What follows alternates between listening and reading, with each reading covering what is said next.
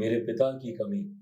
कोई दिन ऐसा नहीं है जब उनकी कमी नहीं खलती, पर हाजीपुर का प्रत्याशी कभी चिराग पासवान होगा ये मैंने सोचा ही नहीं था। बचपन से जब राजनीति का र भी नहीं आता था, तो आप वो नारे आपके कान में गूंजते थे कि हाजीपुर का सांसद कैसा हो, रामविलास पासवान जैसा हो। राइट। ऐसे में जब उनके नाम की जगह मैं अपने नाम को सुनता हूँ, एक उस ज़िम्मेदारी का एहसास होता है और यकीनन उस बात की थोड़ी-सी टीस रहती है। जो हनुमान के लिए जो मुझे तंज कसे हाँ, जाते कैसे थे, जाते हैं? मुझे लगता है मेरे प्रधानमंत्री जी ने कहीं न कहीं उसका उत्तर दिया? उसको वैलिडेट किया हाँ। कि अगर ये इतनी भावना मेरे प्रति रखता है, तो क्यों रखता है? क्यों? क्योंकि मैं भी उसके प्रति उतनी भावना। उस दिन मुझे लगता है प्रधानमंत्री जी ने तमाम प्रोटोकॉल तोड़ते हुए हाँ, प्रोटोकॉल तोड़ मन दिया। से इस बात तक को कह देना कि मैं आमतौर पर ये सारी बातें कहता नहीं हूँ, पर आज मैं कह रहा हूँ। जिस तरीके से मुझे नहीं पता था कि वो पहले दिन से लोकसभा में मुझे नोटिस कर रहे हैं। ये मुझे भी उसी दिन पता चला। उस मन से कि मेरा पार्लियामेंट जाना और मेरा पहले ही सेशन में 100% मेरी अटेंडेंस थी। आप हाँ। लोकसभा का रिकॉर्ड निकाल के देखेंगे 100% मेरी अटेंडेंस थी। ये तमाम बातें प्रधानमंत्री जी ने नोटिस की। मतलब ये क्या है? मुंगेर में भूमिहार को गाली दे रहे हैं, वैशाली में भूमिहार को टिकट दे रहे हैं। तो कितना बँटवारे का राजनीति को आप देख रहे हैं और क्या देख रहे हैं उसके बारे में सर? भाई देखिए, मेरे प्रदेश की ना सबसे बड़ी विडंबना ही ये रही है कि एक लंबे दौर तक यहाँ के राजनीतिक दल, यहाँ के नेताओं ने सिर्फ बाँटने की राजनीति को साधने का काम किया है। आप बिहार में आप चले जाइए, आपको ब्राह्मण मिल जाएगा, भूमिहार मिल जाएगा, राजपूत मिल जाएगा, आपको दलित मिल जाएगा, आपको महादलित मिल जाएगा, आपको पिछड़ा मिल जाएगा, अति पिछड़ा मिल जाएगा, लव, कुश, कोरी, कुर्मी सब मिल जाएँगे, पर बिहारी नहीं मिलेगा। नमस्कार, जय श्री राम। एक बार फिर से चिराग सर के साथ मुलाकात हो रही है और ये सर सबसे पहले हाजीपुर से एक इमोशनल मोमेंट तो था आपके लिए, जिस प्रकार से प्रधानमंत्री मोदी जी ने आपको कहा कि मैं आपके साथ वो लग्ज़री ले सकता हूँ तूतड़ाक का। एंड मैंने देखा उसके बाद आप किस तरह से भावुक भी हो गए। 2 भावुक के कारण हो सकते हैं, एक तो उन्होंने कहा कि मैं आपके पिता तुल्य हूँ, तो एक वो मोमेंट और प्लस जिस प्रकार से उन्होंने कहा कि पहली बार हाजीपुर में रामविलास जी के बगैर हो रहा है। How emotional it is actually. भाई स्वाभाविक है, सबसे पहले तो मेरे पिता की कमी। कोई दिन ऐसा नहीं है जब उनकी कमी नहीं खलती, पर ये कुछ ऐसे मंच हैं या ये कुछ ऐसा समय है, जहाँ हद से ज़्यादा उनकी याद आती है। हाजीपुर का प्रत्याशी कभी चिराग पासवान होगा ये मैंने सोचा ही नहीं था। बचपन से जब राजनीति का र भी नहीं आता था, तो आप वो नारे आपके कान में गूंजते थे कि हाजीपुर का सांसद कैसा हो, रामविलास पासवान जैसा हो। राइट। ऐसे में जब उनके नाम की जगह मैं अपने नाम को सुनता हूँ, एक उस ज़िम्मेदारी का एहसास होता है और यकीनन उस बात की थोड़ी-सी टीस रहती है कि ये मैंने कभी सोचा नहीं था कि उनकी जगह पर मैं जाकर कभी चुनाव लड़ूँगा, उनकी गैर मौजूदगी में, उनके नहीं रहते हुए। तो ऐसे में यकीनन उनका मार्गदर्शन, उनका उनका मेरा हाथ पकड़े रहना, जब भी वो नर्वस होते थे तो मेरा हाथ बहुत कस के पकड़ते थे। अच्छा। नर्वस वो होते थे, बट वो एहसास ये दिलाते थे कि तुम नर्वस मत होना। हाँ। हमेशा कस के मेरा हाथ पकड़ कर वो विजुअल्स देखिएगा आर्काइव्स में से निकाल कर, हुँ। जमुई में जब भी हम नामांकन के लिए गए जी। एकदम कस के उन्होंने हमारा हाथ पकड़ा हुआ है। पर हाँ, ऐसे में उसी जगह पर मेरे प्रधानमंत्री जी का आना और लिटरली भाई अब ये वही बातें हैं, जो हनुमान के लिए जो मुझे तंज कसे हाँ, जाते कैसे थे। जाते हैं? मुझे लगता है मेरे प्रधानमंत्री जी ने कहीं न कहीं उसका उत्तर दिया? उसको वैलिडेट किया हाँ। कि अगर ये इतनी भावना मेरे प्रति रखता है, तो क्यों रखता है? क्यों? क्योंकि मैं भी उसके प्रति उतनी भावना। उस दिन मुझे लगता है प्रधानमंत्री जी ने तमाम प्रोटोकॉल तोड़ते हुए हाँ, प्रोटोकॉल तोड़ मन दिया। से इस बात तक को कह देना कि मैं आमतौर पर ये सारी बातें कहता नहीं हूँ, पर आज मैं कह रहा हूँ। जिस तरीके से मुझे नहीं पता था कि वो पहले दिन से लोकसभा में मुझे नोटिस कर रहे हैं। ये मुझे भी उसी दिन पता चला। उस मन से कि मेरा पार्लियामेंट जाना और मेरा पहले ही सेशन में 100% मेरी अटेंडेंस थी। आप हाँ। लोकसभा का रिकॉर्ड निकाल के देखेंगे 100% मेरी अटेंडेंस थी। ये तमाम बातें प्रधानमंत्री जी ने नोटिस की। सबसे बड़ी बात जो मैं उनके लिए इतना सम्मान करता हूँ, एक एक बेटे की, और उन्होंने ज़िक्र किया भी हुँ। कि मैं तू तड़ाक इसलिए कर रहा हूँ क्योंकि हाँ, मैंने बेटे इसको वाला। बेटा माना। आते ही जैसे मेरे पिता मेरी चिंता करते हैं ना, जैसे ही उस दिन मंच पर आए, हुँ। अब ये ऑन रिकॉर्ड नहीं गया इसलिए मैं बता रहा हूँ हुँ। कि उन्होंने आते ही पहली चीज़ मुझसे क्या की, "आपका गला कैसा है?" हुँ। मैंने बोला, "सर गला भी बेहतर है।" बोले कि, "नहीं, कल मैं आपका एक इंटरव्यू देख रहा था हाँ। और उस इंटरव्यू में आपका गला बैठा हुआ था।" सोचिए देश के प्रधानमंत्री मेरा इंटरव्यू देख रहे थे, मेरे लिए ये कितनी बड़ी बात है कितनी बड़ी बात कि उन्होंने और इस बात को नोटिस किया कि उसमें मेरा गला भी बैठा हुआ है। तो ये छोटी-छोटी चीज़ें ऐसी प्रधानमंत्री जी ने बीते वर्षों में की हैं मेरे लिए और ख़ास तौर पर मेरे पिता के जाने के बाद। इसीलिए वो सम्मान है, तो जब लोग ताने भी देते थे ना कि बड़ा हनुमान कहलाता है है। आपको, मुझे लगता है मेरे प्रधानमंत्री जी ने उन तमाम तानों का जवाब भी उसमें। अच्छा, मैं भी थोड़ी सी लग्जरी ले लेता हूँ, मेरा आपके साथ भी बहुत अच्छा टर्म्स है। अ, आपकी एक कैंडिडेट खड़ी हुई है, मतलब को एक्ट्रेस रही है कंगना जी, जो कि मंडी से खड़ी है। मैं उस माइंडसेट को समझना चाहता हूँ। चिराग जी बहुत सीरियस रहते हैं। गट्टो की लहरी काफी उसको लेकर के भी आपको ट्रोल किया जाता है, सीरियस भी रहते हैं। आपकी कैंडिडेट के प्रति जिस प्रकार की बातें हुई, उनके पुराने आर्काइव्स से जो कि एक्टर का वो काम होता है, उस प्रकार की फोटो लेकर के जिस प्रकार की बातें की गई, हाउ यू सी दैट कि मतलब चिराग पासवान उसको कैसे देखते कि बुरा तो लगा होगा, एक को एक्ट्रेस भी रही है प्लस जिम्मेदारी दी है बीजेपी की तरफ से, कैसे देखते हैं आप? देखिए, मैं सार्वजनिक जीवन में हमेशा भाषा की मर्यादा का मैं पक्षधर रहा हूँ। हम्म, आपके विपरीत मत किसी भी व्यक्ति या उसके व्यक्तित्व से भी हो सकते हैं। तो मैं इस बात को मैं पूर्णतः जायज़ मानता हूँ, कतई गलत नहीं है। आप उसके उनके सोच, उनके विचार, उनके व्यक्तित्व, उनके बोल-चाल, रहन-सहन, हर चीज़ से आप असहमत हो सकते हैं। पर असहमति दर्ज कराने का कतई तरीका भाषा की मर्यादा को तोड़ना नहीं हो सकता है। हम्म, आप डिफरेंट पॉइंट ऑफ व्यू आपका हो सकता है, बट उसको भी मर्यादित शब्दों में रखा जा सकता है। और मैं मानता हूँ कि भाई कड़े से कड़ा विरोध आप मर्यादित शब्दों में कर सकते हैं। भारतीय भाषाओं की खूबसूरती ही यही है, और मैं हर भाषा की बात कर रहा हूँ, हम्म, नॉट ओनली हिंदी। हाँ मैं हाँ, बिहारी हूँ, मैं भोजपुरी, मगही, मैथिली, मैं कैसे? सब भाषा का। हम लोग का शब्दकोश इतना खूबसूरत है कि आप कड़े से कड़ा विरोध आप मर्यादित शब्दों में आप कर सकते हैं। जब वो मर्यादा टूटती है, तो वो ज़रूर आहत करती है। ऐसे में मैं हमेशा मर्यादित रहने का प्रयास करता हूँ भाई, क्योंकि हम वो लोग का मैंने नेचर देखा, है। आपने जमुई में भी एक प्रतिद्वंदी का रील लोग वायरल कर रहे थे, आपने मना मैंने किया, मना दिस इज किया, नॉट गुड। क्योंकि मैं मानता हूँ कि कई संख्या कम ज़्यादा डिबेटेबल हो सकती है, बट कई लोग ऐसे हैं जो आपको अपना आदर्श मानते हैं। हम्म, और अगर आप उनके लिए अच्छे एग्ज़ाम्पल, अच्छे उदाहरण सेट नहीं करेंगे, हम्म। तो आप उस पीढ़ी की सोच को आप खराब कर रहे हैं। आपके आचरण से ही कई लोग सीखते हैं। हम्म। तो ऐसे में आपका आचरण हर समय मर्यादित होना चाहिए, ताकि जो उससे प्रेरणा ले रहा है, वो भी एक बेहतर इंसान बन मैंने सके। शो की शुरुआत में जय श्री राम बोला था। आज मैं ऐसा बोलता नहीं हूँ, लेकिन आप ब्लंट हैं इसलिए मैं पूछ लेता हूँ। इन लोगों को क्या ऑब्जेक्शन हो जाता है जय श्री, आप तो गए थे प्राण प्रतिष्ठा के समय भी वहाँ पे। ये जय श्री राम बोलना क्या बुरा है इस देश में? मतलब मैं समझना चाहता हूँ, क्योंकि मैं जिस गाँव ग्रामीण परिवेश से रहा हूँ चिराग भैया, मतलब ऐसा है कि लोग बोलते भी हैं राम राम अभिषेक जी कैसे हैं, राम राम पंडित जी। तो आपको लगता है कि मतलब इसको अननेसेसरी पॉलिटिसाइज किया जा रहा है? जय श्री राम बोलना कैसे भाई, क्रिमिनल हो इसको सकता है? लगभग 70 सालों तक हुँ, पॉलिटिसाइज़ किया गया था। लोगों को डराया गया था हुँ, कि अगर आप जय श्री राम बोलोगे, या अगर आप सनातन धर्म पे आस्था रखोगे, तो आपके हक अधिकारों में कटौती की जाएगी। हुँ, ये शुद्ध तुष्टीकरण की राजनीति एक लंबे समय तक हुई है भारत में, और इस बात में कहीं कोई संकोच नहीं है मुझे कहने में कि एक अपीज़मेंट पॉलिटिक्स का नैरेटिव लंबे समय तक, और उस वक़्त सत्ता में जो लोग थे, कांग्रेस की सरकार लंबे समय तक 55 साल हुँ, तक ऑन स्ट्रेच सरकार में ये लोग रहे। उसके बाद भी गाहे-बगाहे कई गठबंधन सरकारों का नेतृत्व कांग्रेस की सरकार ने किया, और कहीं न कहीं ये नैरेटिव सेट किया है कि भाई अगर आप राम की आराधना करेंगे, पूजा-पाठ करेंगे, तो ये ठीक नहीं है। हुँ, एक दौर ऐसा था भाई, जो मैंने एक्सपीरियंस भी किया है, हुँ, लोग पूजा-पाठ करते थे, छुपाते थे, हुँ, बताते नहीं थे। हुँ। मंदिरों में जाते थे तो वो तस्वीरें कहीं जाए ना, इस बात का ध्यान रखा जाता था। मुझे अच्छा, मुझे लगता है कि शायद मैं बहुत कम उन लोगों में से हूँ जो कि खुले मंच पर आकर हाँ, वो जब तो जब पूजा करता हूँ, उसकी तस्वीरें भी डालता हूँ।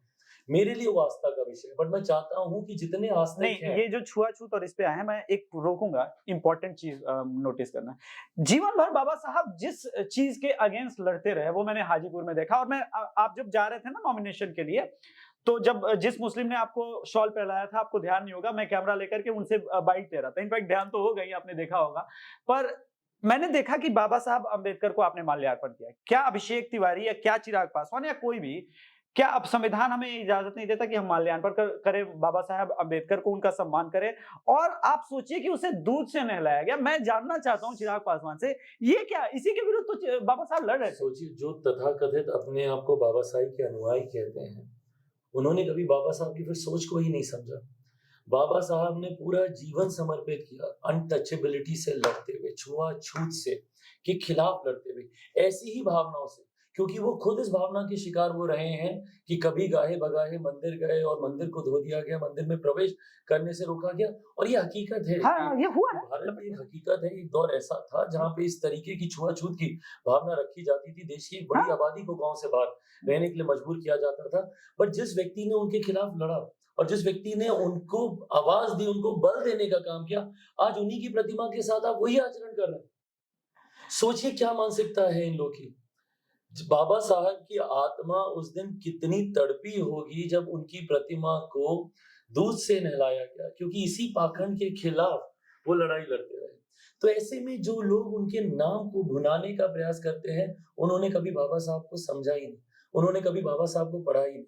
तो ऐसे लोगों से मैं आग्रह करूंगा कि पहले बाबा साहब को पढ़ें, तब ऐसे हरकतें करें। आप मुझे कहते हैं मैं फ्यूचर देखने वाला पत्रकार हूँ, तो एक मैं भविष्यवाणी कर रहा हूँ दर्शकों के आगे। आने वाले समय में आई कैन सी दैट जिस लाइन पे आप चल रहे हैं, बड़ 101 होने वाला है बिहार में। कहीं ना कहीं चिराग पासवान सेंटर में आ रहे हैं बिहार की पॉलिटिक्स के। मैंने एक चीज अभी जो मुंगेर लोकसभा में आपके प्रतिपक्ष के एक नेता है, उन्होंने कहा कि देख रहे हो वो सब एक हो गया है, तुम भी एक हो जाओ, विभाजन की राजनीति। लेकिन वैशाली में मतलब ये क्या है, मुंगेर में भूमिहार को गाली दे रहे हैं, वैशाली में भूमिहार को टिकट दे रहे हैं। तो कितना बंटवारे का राजनीति को आप देख रहे हैं और क्या देख रहे हैं उसके बारे में सर? भाई देखिए, मेरे प्रदेश की ना सबसे बड़ी विडंबना ही ये रही है कि एक लंबे दौर तक यहाँ के राजनीतिक दल, यहाँ के नेताओं ने सिर्फ बांटने की राजनीति को साधने का काम किया है। आप बिहार में आप चले जाइए, आपको ब्राह्मण मिल जाएगा, भूमिहार मिल जाएगा, राजपूत मिल जाएगा, आपको दलित मिल जाएगा, आपको महादलित मिल जाएगा, आपको पिछड़ा मिल जाएगा, अति पिछड़ा मिल जाएगा, लव कुश कोरी कुर्मी सब मिल जाएंगे, पर बिहारी नहीं मिलेगा। सिर्फ इसीलिए क्योंकि इन लोगों ने इतना बांट दिया हम लोगों को, इतना बांट दिया। और ये बँटते, बँटते, बँटते, बँटते हम लोग कब बिहार की सोच को हम लोग छोड़ चुके हैं, ये हम ही लोगों को पता नहीं चला। आज मुझे बताइए ना भाई कि बिहारी कहाँ नहीं है आगे। आज देश चला रहा है बिहारी। एक दिन बिहारी अगर काम करना रुक जाए ना देश भर में, मतलब मैं बड़ी बात नहीं कह रहा, बट मुझे गर्व है इस बात पर, शायद देश काम करना बंद हो जाएगा। ऐसे बिहारी रगों में बस गए हैं देश के कोने-कोने में जाकर। आज आप मीडिया हाउसेस में चले जाइए भाई, आप मीडिया हाउसेस में बड़े-बड़े मीडिया हाउसेस में आपको बिहारी मिल जाएँगे। बिज़नेस हाउसेस में सीईओ, सीएफओज़ आपको बिहारी मिल जाएँगे। आपको मेडिकल कॉलेजेस, हॉस्पिटल्स में एचओडीज़ आपको बिहारी मिल जाएँगे। नीडलेस टू से आईएएस, आईपीएस ऑफिसर्स आपको बिहारी मिल जाएँगे। तो जब बिहारी इतना आगे, तो मेरा बिहार इतना पीछे क्यों रह गया? कारण इसका यही है ना, बाँटने की राजनीति। और लोगों को सूट करती है बाँटने की राजनीति। कभी जाति के नाम पर, कभी धर्म के नाम पर। कुछ लोग हैं जो कि बड़े गर्व के साथ जातीयता और सांप्रदायिकता को आधार बनाकर अपना एमवाई समीकरण बोलते हैं। भाई मेरा भी एक एमवाई समीकरण है, और जो कि इस बार मैंने प्रत्याशियों की सूची में दर्शाया है, कहने के लिए मेरा महिला और युवा का मेरा भी समीकरण है। मात्र 5 सीटें थी, उनमें से 4 युवा। मैं सिर्फ युवा बिहारी अपने आप को कहता ही नहीं हूँ, बट ये वो युवा सोच है जो सामने आनी जरूरी है। कल को जब मेरे ये चारों युवा साथी जब जाएंगे और सदन में अपनी बातों को रखेंगे, चारों के चारों आर्टिकुलेट हैं, चारों के चारों अच्छा बोलते हैं, जब ये जाएंगे तो बिहार की वो अपराध और भ्रष्टाचार की जो छवि है, उस छवि को हम लोग दूर करेंगे। 5 में से 2 महिलाओं को मैंने टिकट दिया। तो ये वो सोच है जिस सोच के साथ मैं आगे बढ़ना चाहता हूँ, और जो बांटने की राजनीति है उसको अब समाप्त होने की। मैं आपके सीरियस व्यक्तित्व का भी एक्सपोज करने वाला हूँ, बुरा मत मानिएगा। चिराग पासवान को क्या जरूरत थी बिहार आने की? चिराग पासवान अच्छा कमा रहा था, हीरो बन गया था, मतलब छोड़ देते आप भी बिहारियों को। मतलब होते हैं ना आईएएस आईपीएस बनते हैं, कहते हैं कि कोई बात नहीं, बिहार जिस हाल में जी रहा है जीने दो। चिराग पासवान को पॉलिटिक्स में आने की क्या जरूरत? भाई पहली बात तो बहुत बहुत धन्यवाद कि आप पहले आदमी हैं जिन्होंने कहा कि हीरो बन गया था। ताने देते हो मुझे मेरी इस फिल्म के लिए। Having said that, yes, I mean वो एक ऐसा माहौल था जहां पे अगर मैं 2 4 5 साल और मेहनत करता तो संभवतः एक डिसेंट नाम कहीं ना कहीं बन जाता ना।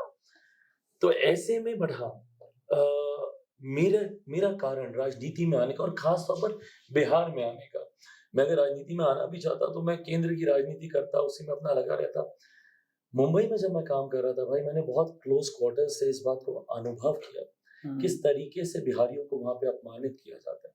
कुछ क्षेत्रीय दल थे वहां पे, हैं वहां पे ऐसे जिनकी राजनीति ही सिर्फ उत्तर भारतीयों के खिलाफ रही है, और तो और बिहारी शब्द तक को गाली बना दिया गया। वो तो दिल्ली में भी दिखता है। बिल्कुल, और मेरे लिए बहुत बड़ी चिंता का विषय था भाई कि मैं दिल्ली में रहा हूँ, बिहार में मैंने काम किया है, मेरी जो पहचान है, मैं किसी दूसरे राज्य के व्यक्ति को मैं नहीं देखता। कि वो अपनी पहचान से शर्मिंदा हो। कोई पंजाब का होगा, घर से बोलेगा मैं पंजाबी हूँ, बंगाल का बोलता है बंगाली, महाराष्ट्र वाले तो अपनी मराठा प्राइड पे सबसे ज्यादा घमंड करते हैं। ऐसे में एक बिहारी अपनी पहचान छुपाता है। मैं अभी भी कभी दूसरे राज्यों में जब कॉलेजेस में जाता हूँ, बच्चों से इंटरेक्ट करता हूँ, वहां पर बच्चे कान में आके मेरे बोलते हैं कि भैया हम भी बिहारी हैं, मेरे साथ भी होता है। हाँ भाई, तुम गर्व से बोलो, नहीं हम यहाँ पे किसी को बताए नहीं है। क्यों नहीं बताए?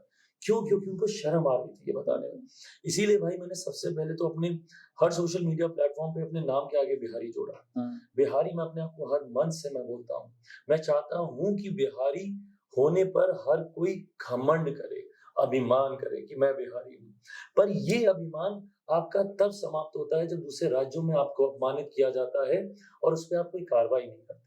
यही बिहार फर्स्ट, बिहारी फर्स्ट की सोच है, जिसको मैं लेकर आगे आया हूँ। दूसरे राज्यों में भी बिहारियों को सम्मान मिले, पर पहली बात दूसरे राज्य कोई बिहारी जाए ही नहीं।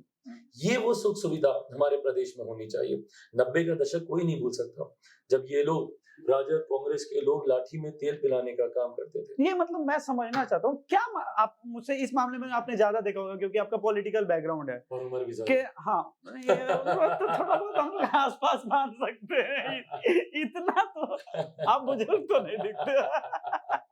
नहीं, मैं आपसे ये जानना चाहता हूँ कि वो क्या माइंडसेट रहा होगा जहां पूरा इंडिया चल रहा था लिबरलाइजेशन के दौर में, फैक्ट्री आ रही थी, सब कुछ हो रहा था और यहाँ लाठी पिलाया जा रहा था, दूसरे जाति को मारा जा रहा था। मतलब आपने सोचा कभी कि मतलब क्या कारण रहा होगा उसका? सिर्फ पॉलिटिक्स या फिर कुछ और भी था? सोचिए भाई, वो 90 का दशक जब मार्केट्स को ओपन कर दिए गए थे, ग्लोबलाइजेशन की बात हो रही थी, क्या कहते हैं, लिबरलाइजेशन की बात हो रही थी, तमाम बड़ी नीतियों पे काम हो रहा था। और उस वक्त बिहार हम लोग का क्या कर रहा था? लाठी में तेल पिलाने का काम कर रहा था। बिहार में उस वक्त क्या हो रहा था? नौकरी के बदले जमीन लिखवाने का काम किया जा रहा था। बिहार को गरीब, बिहार को अशिक्षित बनाए रखा गया एक सुनियोजित रणनीति के तहत कि अगर बिहारी पढ़ लिख जाएगा, अगर बिहारी जागरूक हो जाएगा तो इनका वोट बैंक नहीं बन के रहेगा। और ये राजद के नेतृत्व के द्वारा ये सोची समझी रणनीति पे कार्य किया गया। ऐसे में जो समर्थ, सक्षम, जानकार बिहारी थे वो बिहार से निकल गया। और आज देख लीजिए, दूसरे राज्यों में जाकर कोई व्यवसायी बना, यहाँ पे जो 2 वक्त की रोटी नहीं कमा पा रहा था, और दूसरे राज्यों में जाकर 50-100 आदमी को रोजगार देने के काबिल बना, एंटरप्रेन्योर बन गया वो, बट अपने प्रदेश में कुछ नहीं कर पाया। तो ये वो 90 का दशक है। महिलाओं को ऐसे प्रताड़ित किया गया कि आज तक महिलाएं घूंघट में रहती हैं। घर से बाहर निकलने से उनको डराया गया। तो जिस जंगल राज का हम लोग जिक्र करते हैं, वो जंगल राज मेरी उम्र तक के हर युवा ने, शायद मेरी बात की पीढ़ी जेन ज़ी शायद नहीं समझ पाएगी कि वो हम 90s वाले तो देखे, बट हम 90s, मैं तो 80s वाला हूँ। ये बात नहीं, 80s वाला तो मैं भी हूँ।